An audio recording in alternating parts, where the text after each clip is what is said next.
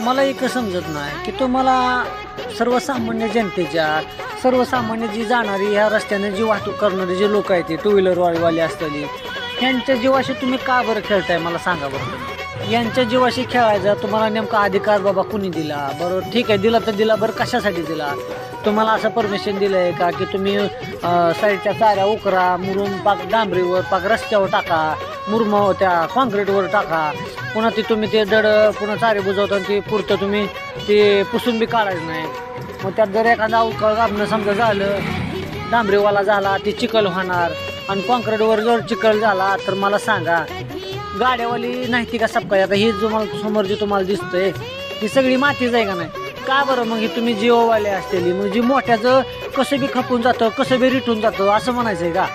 मग मला एकच तुम्हाला सगळ्यांना विचारायचं आहे, तुम्हाला लोकांना ह्या का बरं गोष्टी दिसत नाही त्या की नेमकं बाबा नेमकं चाललंय तरी काय आपल्या महाराष्ट्रात?